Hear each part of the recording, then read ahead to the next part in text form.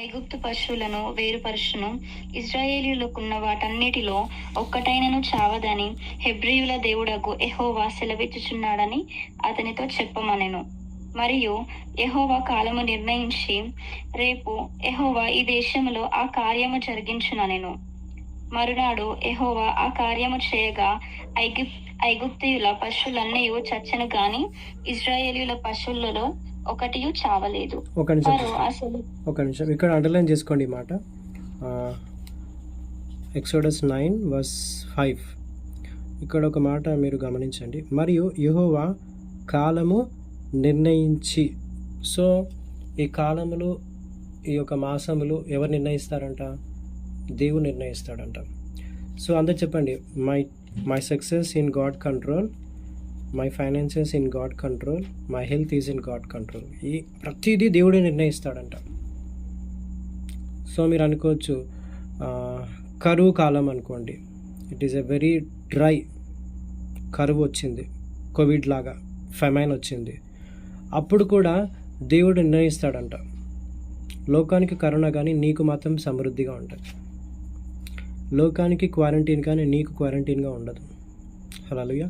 ఇక్కడ అందుకే అంటున్నాడు, అక్కడున్న పశువులన్నీ చనిపోయినాయి కానీ ఐగుప్తులో పశువులన్నీ చచ్చను కానీ ఇజ్రాయెల్లో పశువులు ఒక్కటి కూడా చావలేదు. హల్లెలూయా. అందరూ చెప్పండి, my ending will always with great blessings అని చెప్పండి. నా ముగింపు గొప్ప ఆశీర్వాదంగా ఉంటుంది. అంటే ముగింపు అంటే I'm not telling that it's ending, it is a beginning అనమాట. ఓకే, లోకస్తులకు అది ముగింపు, మనకి ప్రారంభము. హల్లెలూయా. అర్థమవుతుందా? ఎవరైతే లోకంలో ఉంటారో వాళ్ళకి ముగింపు, మనకి మాత్రం ప్రారంభము. ఇక్కడ అంటున్నాడు అందుకే కాలము, యెహోవా కాలము నిర్ణయించాడంట. సో ప్రతిదీ దేవుడే నిర్ణయిస్తాడంట నీ లైఫ్ని. ఓకే, ఇంకోటి ఏమంటున్నాడు? కంటిన్యూ చేస్తాడు. ఫరో ఈ సంగతి తెలుసుకొని పంపినప్పుడు ఇశ్రాయేలీయులు పశువులలో ఒకటియు చావలేదు. అయినను అప్పటికి ఫరో హృదయము కఠినమైనందున జనులను పంపకపోయెను. కాగా యెహోవా, మీరు మీ పిడికిళ్ళ నిండా ఆవపు బుగ్గి తీసుకొనుడి. మోషే ఫరో కనుల ఎదుట ఆకాశము వైపు దాని చల్లవలెను. అప్పుడు అది ఐగుప్తు దేశమంతటా సన్నపు ధూళి అయి ఐగుప్తు దేశమంతటా మనుషుల మీదను జంతువుల మీదను పొక్కు దద్దురులగునని మోషే అహరోనులతో చెప్పెను. కాబట్టి వారు ఆవపు బుగ్గి తీసుకుని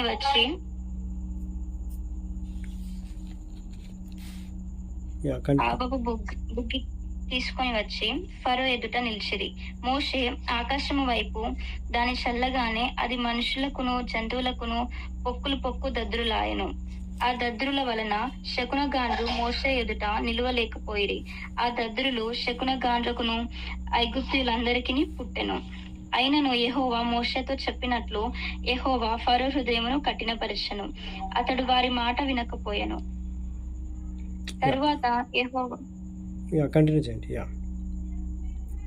తరువాత యెహోవా మోషేతో ఇట్లనెను, హెబ్రీయుల దేవుడైన యెహోవా ఇలాగు సెలవిచ్చుచున్నాడు, నీవు తెల్లవారగానే లేచిపోయి ఫరో ఎదుట నిలిచి, నన్ను సేవించుటకు నా జనులను పోనిమ్ము. సమస్త భూమిలో నా వంటి వారెవరును లేరని నీవు తెలుసుకొనవలెనని ఈసారి నేను నా తెగులన్నీ నీ హృదయము నొచ్చినంతగా నీ సేవకుల మీదికిని నీ ప్రజల మీదికిని పంపెదను. భూమి మీద ఉండకుండా నీవు నశించి పోవునట్లు నేను నా చెయ్యి చాపి యుంటినేని నిన్నును నీ జనులను తెగులతో కొట్టివేసి యుందును.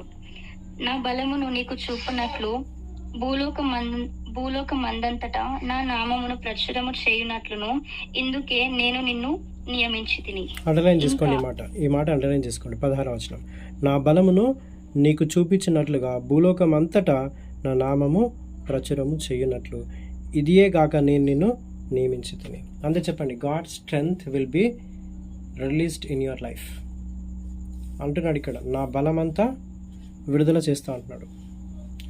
So believe that God strength is going to be release right now. Okay, super natural power. నా బలము నీకు చూపునట్లు.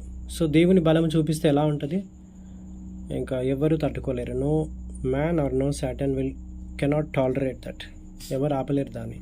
If God decided to strow his strength, దేవుడు ఒక్కసారి నిర్ణయించుకున్నాడంటే దాన్ని ఆపడం ఎవరి ధైర్యం కాదు. ఓకేనా? సో కంటిన్యూ చేయండి సిస్టర్. 16th వర్స్ కదా, 16th అయిపోయింది, 17th. నీవు ఇంకా నా ప్రజలను పోనీయనొల్లక వారి మీద అతిశయపడుచున్నావు. ఇదిగో, రేపు ఈ వేళకు నేను మిక్కిలి బాధాకరమైన వడగండ్లను కురిపించదను. ఐగుప్తు రాజ్యము స్థాపించిన దినము మొదలుకొని ఇది వరకు అందులో అట్టి వడగండ్లు పడలేదు. కాబట్టి నీవు ఇప్పుడు పంపి నీ పశువులను పొలములలో నీకు కలిగినది యావత్తును త్వరగా భద్రము చేయుము. ఇంటికి రప్పింపబడక పొలములో ఉండు ప్రతి మనుషుని మీదను జంతువు మీదను వడగండ్లు కురియును. అప్పుడు అవి చచ్చునని చెప్పుమనెను. ఫరో సేవకులలో యెహోవా మాటకు భయపడిన వాడు తన సేవకులను తన పశువులను ఇండ్లలోనికి త్వరగా రప్పించను. అయితే యెహోవా మాట లక్ష్య పెట్టని వాడు తన పనివారిని తన పశువులను పొలములో ఉండనిచ్చెను. యెహోవా, నీ చెయ్యి ఆకాశము వైపు చూపుము. ఐగుప్తు దేశమందలి మనుషుల మీదను జంతువుల మీదను పొలముల కూరలన్నిటి మీదను వడగండ్లు ఐగుప్తు దేశం అంతటా పడునని మోషేతో చెప్పెను. మోషే తన కర్రను ఆకాశము వైపు ఎత్తినప్పుడు యెహోవా ఉరుములను వడగండ్లను కలుగ చేయగా పిడుగులు భూమి మీద పడుచుండెను. యెహోవా ఐగుప్తు దేశము మీద వడగండ్లు కురిపించెను. అలాగూ వడగండ్లతో కలిసిన పిడుగులను బహుబలమైన వాయెను. ఐగుప్తు దేశం అంతటను అది రాజ్యమైనది మొదలుకొని ఎన్నడూనూ అట్టివి కలుగలేదు. ఆ వడగండ్లు ఐగుప్తు దేశం అంతటా మనుషులనేమి జంతువులనేమి బయటనున్నది యావత్తును నశింపచేసెను. వడగండ్లు పొలములోని ప్రతి కూరను చెడగొట్టెను, పొలములోని ప్రతి చెట్టును విరగొట్టెను. అయితే ఇశ్రాయేలీయులున్న గోషెను దేశంలో మాత్రము వడగండ్లు పడలేదు. అండర్లైన్ చేసుకోండి ఈ మాట అండర్లైన్ చేసుకోండి అందరు. వర్స్ చెప్పండి సిస్టర్ ఒకసారి అందరికి. 26. అందరు అండర్లైన్ చేసుకోండి. గోషెను దేశంలో మాత్రము వడగండ్లు పడలేదు. అంతే చెప్పండి. I'm living in a land of Goshen అని చెప్పండి. హల్లెలూయా. సో గోషెను దేశంలో మాత్రం వడగండ్లు పడలేదంట ఎక్కడైతే గాడ్స్ పీపుల్ ఉన్నారో. So God will separate like that. Okay, దేవుడు అలా సపరేట్ చేస్తాడు మనల్ని. హల్లెలూయా. సో మీరు చూసుకోండి, లోకంలో కష్టాలు మన కష్టాలు వేరే ఉంటాయి. వాళ్ళు హ్యాపీగా ఉంటారు, కానీ మనకే చాలా ఏది చూసినా ఆపోజిట్గా అవుతుంటుంది. అలా ఎంతమందికి జరుగుతుంది చెప్పండి? ఏదై చూసినా కూడా ఆపోజిట్గా జరుగుతుంటుంది. అరే అందరు బాగానే ఉన్నారు కదా, నాకెందుకు ఇలా జరుగుతుంది అనుకుంటా. చెప్పండి, లోకంలో కష్టాలు వేరే, మన కష్టాలు వేరే. వాళ్ళకి యుద్ధం ఉండదు, మనకి యుద్ధం ఉంటుంది. ఎందుకంటే గెలుపు మనదే కాబట్టి, గెలుస్తాము మనమే. అంతే చెప్పండి, యూ విల్ విన్ ఆల్వేస్ అని చెప్పండి. You are never going to be defeated, you are going to be win. Okay, ఎంతమంది చూసారా రీసెంట్గా అమెజాన్ ప్రైమ్లో మూవీ వచ్చింది చూసారా, హౌస్ ఆఫ్ డేవిడ్ అని? ఎవరైనా చూసారా మూవీ? అది చూడండి, బాగుంది. నేను చూశాను, సూపర్గా ఉంది. అండ్ నాకు లాస్ట్ ఎపిసోడ్ బాగా నచ్చింది. లాస్ట్ ఎప్పుడైతే దావీదు గొలియాతుని చంపుతాడో, అంటే కొన్ని సీన్స్ బైబిల్లో లేవు, అవి యాడ్ చేశారు. ఓకే, దాని గురించి నేను మాట్లాడతలేను, కానీ చూడండి. సిరీస్ 4-5 ఎపిసోడ్స్ ఉన్నాయి, చూడండి. వెరీ ఇంట్రెస్టింగ్గా ఉంది. అందులో సమయల్ క్యారెక్టర్ అయితే సూపర్గా ఉంది అసలు. When you see the Samuel character, it was awesome. అసలు ఫస్ట్ నవ్వు వచ్చింది, తర్వాత భయం వచ్చింది. అసలు సమయల్ నిజంగా ఇలాగే ఉంటాడా అనుకున్నాను నేను. Okay, it was very wonderful అన్నమాట. ఓకే, సమయల్ ఎప్పుడైతే ధూపం వేస్తాడో అదే టైంలో గొలియాతుని చంపుతాడు దావీద్ అనమాట. ఫిలిస్తీన్లు కూడా అడుగుతారు, ఏంటి మీ క్యాంప్లో సాక్రిఫైస్ చేయట్లేడా, శామ్యుయల్ రాలేదా అని అడుగుతాడు అనమాట జోనాథాన్ని.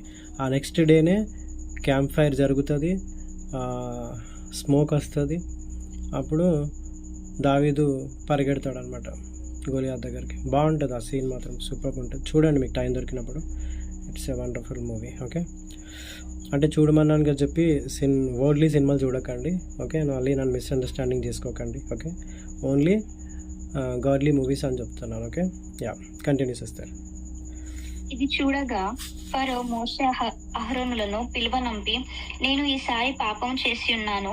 యెహోవా న్యాయవంతుడు, నేనును నా జనులను దుర్మార్గులము. ఇంత మట్టుకు చాలును. ఇకను బ్రహ్మాండమైన ఉరుములు వడగండ్లు రాకుండానట్లు యెహోవాను వేడుకొనుడి. మిమ్మును పోనిచ్చెదను, మిమ్మును ఇకను నిలుపనని వారితో చెప్పగా, మోషే అతని చూసి, నేను ఈ పట్టణము నుండి బయలువెళ్ళగానే నా చేతులు యెహోవా వైపు ఎత్తెదను. ఈ ఉరుములు మానును, ఈ వడగండ్లను ఇక మీదట పడవు. అందువలన భూమి యెహోవాదని నీకు తెలియబడును. అయినను నీవును నీ సేవకులను ఇకను దేవుడైన యెహోవాకు భయపడరని నాకు తెలిసి ఉన్నదనెను. అప్పుడు జనప చెట్లు పువ్వులు పూసెను, యవల చేలు వెన్నులు వేసినవి గనుక జనప యవల చేలును చెడగొట్టబడెను, గాని గోధుమలు మిరప మొలకలను ఎదగనందున అవి చెడగొట్టబడలేదు. మోషే ఫరోను విడిచి ఆ పట్టణము నుండి బయలు వెళ్లి యెహోవా వైపు తన చేతులు ఎత్తినప్పుడు ఆ ఉరుములు వడగండ్లను నిలిచిపోయెను. వర్షము భూమి మీద కురియుట మానెను. అయితే ఫరో వర్షమును వడగండ్లను ఉరుములను నిలిచిపోవుట చూచి అతడును అతని సేవకులను ఇంకా పాపము చేయుచు తమ హృదయములను కఠినపరుచుకొనిరి. యెహోవా మోషే ద్వారా పలికినట్లు ఫరో హృదయము కఠినమాయను, అతడు ఇశ్రాయేలీయులను పోనీయకపోయెను. ఓకే, సో అర్థమవుతుందా? ఎన్నిసార్లు ఆయన హృదయం కఠినపరచబడుతుంది? ఎన్నిసార్లు అడుగుతాడు? నిజంగా మీరు మోసెస్ అయితే ఏం చేస్తారు చెప్పండి? If you are really Moses, నేను ఫరో అనుకోండి, మీరు ఏం చేస్తారు చెప్పండి? What you will do?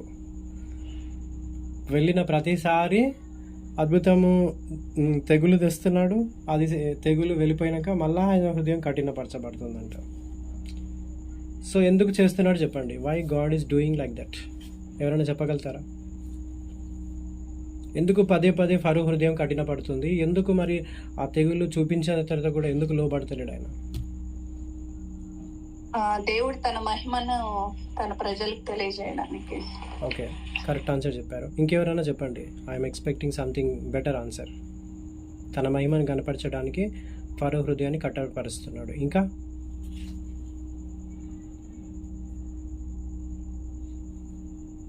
నేను చెప్తా, నాకు తెలిసిన ఆన్సర్ చెప్తాను, అది కరెక్టా కాదో మీరే చెప్పండి. మిగతా వాళ్ళు ఉన్నారా లేదా అసలు? ప్లీజ్ రెస్పాండ్ అవ్వండి. Feel like this is your not library, feel you have to talk to me. చెప్పండి, ఎందుకు దేవుడు తన హృదయాన్ని కఠినపరుస్తున్నాడు? ఇందాక సిస్టర్ చెప్పినట్టు దేవుని మహిమ కొరకు చేస్తున్నాడని. ఇంకా ఎవరైనా ఆన్సర్ చెప్పండి.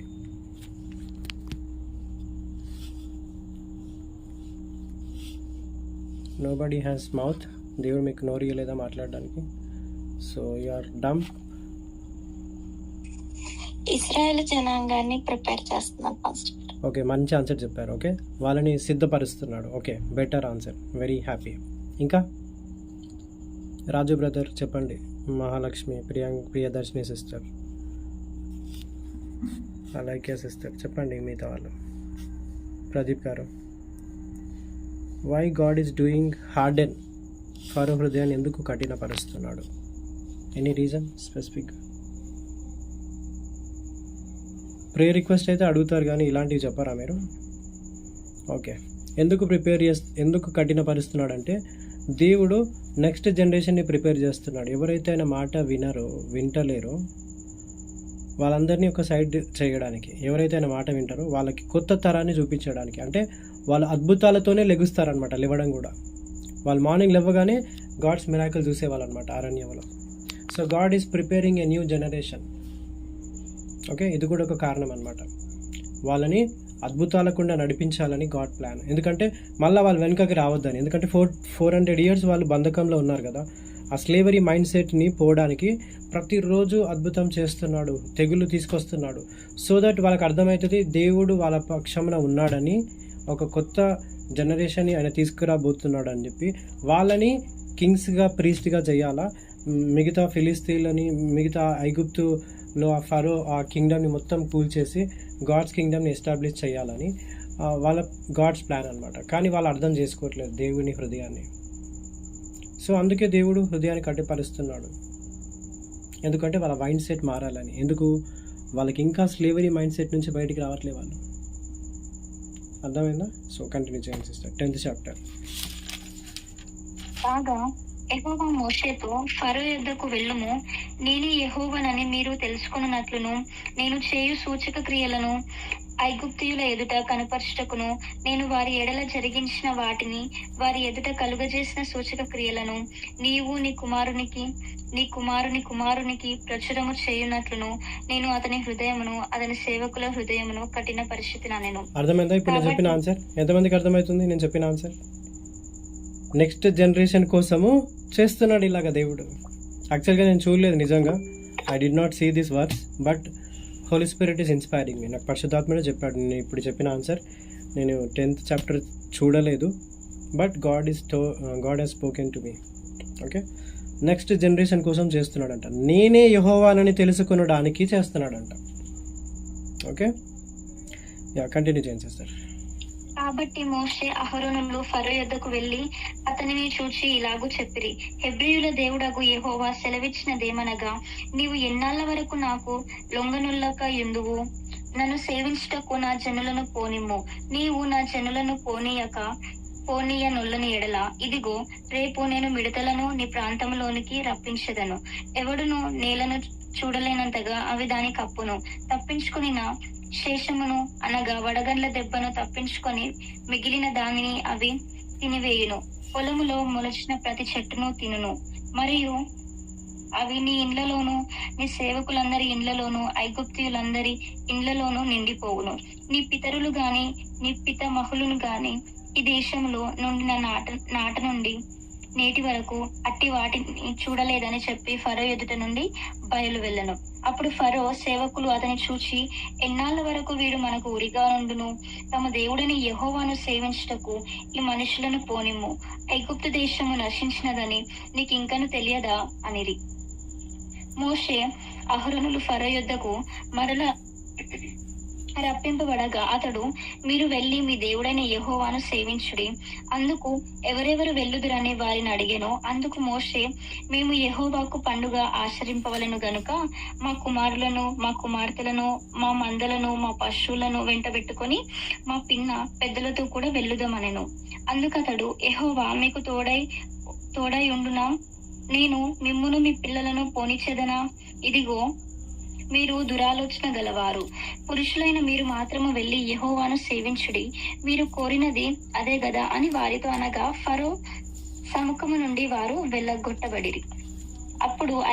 అప్పుడు యెహోవా మోషేతో, మిడతలు వచ్చినట్లు ఐగుప్తు దేశము మీద నీ చెయ్యి చాపుము. అవి ఐగుప్తు దేశము మీదికి వచ్చి ఈ దేశము పైరులన్నిటినీ అనగా వడగండ్లు పాడు చేయని వాటన్నిటిని తినివేయునని చెప్పెను. మోషే ఐగుప్తు దేశం మీద తన కర్రను చాపగా యెహోవా ఆ పగలంతయు ఆ రాత్రంతయు ఆ దేశము మీద తూర్పు గాలిని విసరజేసెను. ఉదయమందు ఆ తూర్పు గాలికి మిడతలు వచ్చెను. ఆ మిడతలు ఐగుప్తు దేశం అంతటి మీదకి వచ్చి ఐగుప్తు సమస్త ప్రాంతములలో నిలిచెను. అవి మిక్కిలి బాధాకరమైనవి. అంతకు మునుపు అట్టి మిడతలు ఎప్పుడునూ ఉండలేదు, తర్వాత అట్టివి ఉండబోవు. అవి నేలంతయు కప్పెను.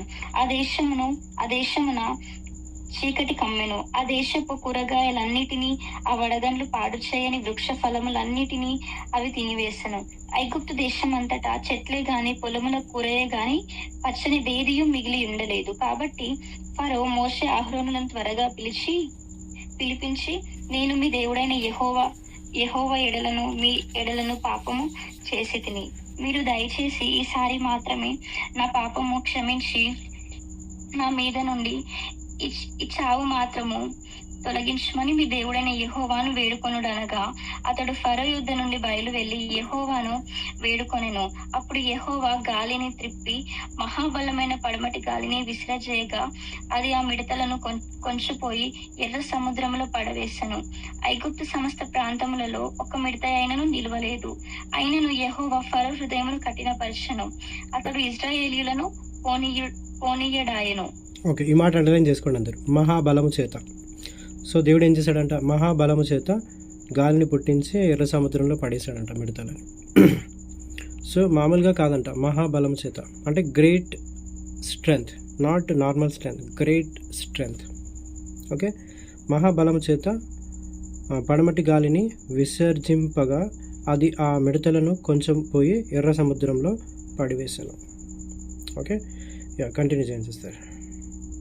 అందుకు యెహోవా మోషేతో ఆకాశము వైపుని చెయ్యి చాపము, ఐగుప్తు దేశము మీద చీకటి చేతికి తెలియనంత చిక్కని చీకటి కమ్ముననెను. మోషే ఆకాశము వైపు తన చెయ్యి ఎత్తినప్పుడు ఐగుప్తు దేశమంతయు 3 దినములు గాఢాంధకారమాయెను. 3 దినములు ఒకడినొకడు కనుగొనలేదు, ఎవడును తానున్న చోట నుండి లేవలేకపోయెను. అయినను ఒక నిమిషం చూస్తారు, అండర్లైన్ చేసుకోండి మాట. 3 days అంట ఒకరి ముఖం ఒకరు చూసుకోలేకపోయారంట, అంత చీకటి అయిందంట, కట్టిక చీకటి. మీరు ఒకసారి చూసారా, 80sలో 90sలో ఒకసారి చీకటి వచ్చిందని అందరినీ షట్ డౌన్ చేసుకొని ఇంట్లో ఉండమని చెప్పారు. ఎవరికైనా గుర్తుందా? నేను when I was going to school, ఆ రోజు స్కూల్స్ కానీ హాలిడే ఇచ్చారు, మీరు బయటికి రావద్దని చెప్పి అందరికీ చెప్పి, సోలార్ ఎక్లిప్స్ ఏదో అంటారు, నాకు కూడా తెలియదు, గ్రహణం అంటుకుంటా. Anybody remember that? గుర్తుందా ఎవరికైనా? I think you don't remember. నాకైతే గుర్తుంది. మధ్యాహ్నము కాస్త చీకటి అయిపోతుంది, అందరూ బయటికి రావద్దు, చూడొద్దు అని. I use to fear like that. Okay, so 3 days వరకు చీకటి వచ్చిందంట, కట్టిక చీకటి అంట, ఒకరి ముఖం ఒకరు చూసుకోకుండా. ఇప్పుడు మనం చూడండి, మన ఇంట్లో సడన్గా కరెంటు పోతే రాత్రిపూట కనబడుతుంది ఏమన్నా? అంతకంటే కట్టిక చీకటి అంట. So believe that light is in God, dark in God. చీకటి ఆయనలో ఉంది, వెలుగు ఆయనలో ఉంది, కానీ మనం వెలుగు మాత్రమే ఈ లోకానికి పరిచయం చేయాలా. Hallelujah. So you are the light of this world. అందరూ చెప్పండి, నేను లోకానికి వెలుగై ఉన్నాను. సో 3 దినములు గాఢాంధకారమాయను, 3 దినములు ఒకడినొకడు కనుగొనలేదు. కంటిన్యూ చేయండి సిస్టర్. 23. ఎవడును తానున్న చోట నుండి లేవలేకపోయెను. అయినను ఇశ్రాయేలీయులకందరికిని వారి నివాసములలో వెలుగుండెను. ఫరో మోషేను పిలిపించి, మీరు వెళ్ళి యెహోవాను సేవించుడి, మీ మందలు మీ పశువులు మాత్రమే ఇక్కడ ఉండవలెను, మీ బిడ్డలు మీతో వెళ్ళవచ్చుననగా మోషే, మేము మా దేవుడైన యెహోవాకు అర్పింపవలసిన బలుల నిమిత్తమును హోమార్పణముల నిమిత్తమును నీవు మాకు పశువులనియ్యవలెను, మా పశువులను మాతో కూడా రావలెను, ఒక డెక్క అయినను విడవబడదు, మా దేవుడైన యెహోవాను సేవించుటకు వాటిలో నుండి తీసుకొనవలెను, మేము దేనితో యెహోవాను సేవింపవలెనో అక్కడ చేరక మునుపు మాకు తెలియదనెను. అయితే యెహోవా ఫరో హృదయమును కఠిన పరపగా అతడు వారిని పోనీయనుల్లక ఉండెను. గనుక ఫరో, నా ఎదుట నుండి పొమ్ము, భద్రము సుమి, నా ముఖము ఇకను చూడవద్దు, నీవు నా ముఖమును చూచు దినమున మరణమవుదువని అతనితో చెప్పెను. అందుకు మోషే, నీవన్నది సరి, నేను ఇకను నీ ముఖము చూడననెను. సో వీళ్ళిద్దరు గోడలు ఎట్టేసుకున్నారనమాట. నా ముఖం చూస్తేనే చచ్చిపోతావు, నేను కూడా నీ ముఖం చూడని ఇంకా విసికొచ్చేసింది అనమాట మోషేకి, ఫరోకి. ఇంతకుముందుకు ఏమన్నాడు ఫరో? ఇంతకుముందుకు మనం చూసుకుంటే, వెళ్ళిపోండి, నేను దేవునికి శాపంగా ఉన్నానేమో, ఏమైనా పాపం చేశానేమో. ఆ మిడతలు తీసుకొచ్చినప్పుడు ఏం డైలాగ్ వేశాడు? మీరు వెళ్ళిపోండి, ఇంకా నేను మిమ్మల్ని విసిగించానని. కానీ మళ్ళీ ఏమంటున్నాడు? పంపించట్లేదు. ఇప్పుడు still is talking the same thing. Okay, so we will continue tomorrow 11-12 chapter. Okay, రేపు కంటిన్యూ చేద్దాము. కమింగ్ అని తీసుకుందాము, విల్ పార్ట్ ద కమింగ్.